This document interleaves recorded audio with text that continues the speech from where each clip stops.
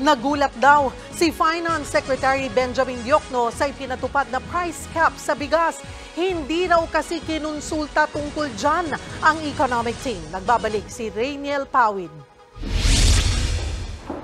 Aminado si Finance Secretary Benjamin Diokno na walang nangyaring konsultasyon sa economic managers ng Administrasyong Marcos bago ipatupad ng gobyerno ang price cap sa bigas. Sa ilalim nito, ipapako sa 41 hanggang 45 pesos ang kada kilo ng regular at 12 milled rice, na nooy patuloy ang pagsipa ng presyo sa merkado. Sabi ni Diokno, nasa Japan siya kasama si Socio-Economic and Planning Secretary Arsenio Balisacan para makipag-usap sa ilang investor noong i-anunsyo ang price cap. Bagay na kanya raw ikinagulat. Sa kabila nito, suportado ni Diokno at iba pang economic managers ang paglilimita sa presyo ng bigas. Naniniwala nga silang epektibo ito bilang short-term o panandaliang solusyon, lalo na bilang panabla sa mga nananamantala sa merkado. Pagtitiyak naman ng Finance Department, patuloy ang pagsisikap nilang makahanap ng pangmatagalang solusyon sa presyo ng bigas. Kabilang ang pagpapababa sa 10% o pansamantalang pagtanggal sa taripa para sa imported na bigas. Dapat din daw padaliin ang pagdaan sa customs at mga expressway ng mga rice shipment para mas mabilis maihatid sa merkado. Dapat din daw tugisin ang mga hoarder at kartel na siya raw nasa likod ng manipulasyon ng supply at presyo ng bigas. Lalo't naniniwala si Diokno na mayroon talagang nagmamanipula sa merkado. Binigyang diin din niya na sa normal na kondisyon hindi tatalab ang price control.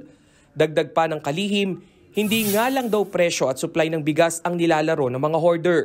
Nariyan ang taas presyo sa sibuyas, bawang at maging sa kamatis. Kaya naniniwala siyang mayroon talagang nangiipit ng supply. Babala naman ni House Appropriations Committee Vice Chairman Stella Kimbo, magre-resulta sa shortage sa bigas kung patatagalin ang price cap. Ang tingin kong naging value talaga ng ceiling is isa siyang signal sa ating hoarders na we're gonna go after you. Gayunpaman, alam natin na sa pangmatagalan ay hindi siya magiging effective na to address the high prices of rice. Sa isang pahayag, hindi na nagulat si Senador Risa Hontiveros na walang konsultasyong nangyari sa economic managers bago ipatupad ang price cap. Ang mga biglaang hakbang tulad ng price cap, pag-anunsyo ng shortage sa bigas at issue sa mga hoarder ay para raw mga sinadyang hakbang para magkagulo sa agri-industry. At kung magmumukha raw may krisis sa bigas, mas mapapadali ang pag-aangkat sa pamamagitan ng government-to-government deals kung saan kalimitan daw ay may kumikita. Nagbabalita mula sa Frontline, Rainiel Pawid, News 5. Mga kapatid, Julius Babaw po. Iba na ang may alam at may pakialam sa panahon ngayon. Huwag maging huli at maging una sa lahat sa balitaan. Mag-subscribe at mag-follow sa social media pages ng News 5.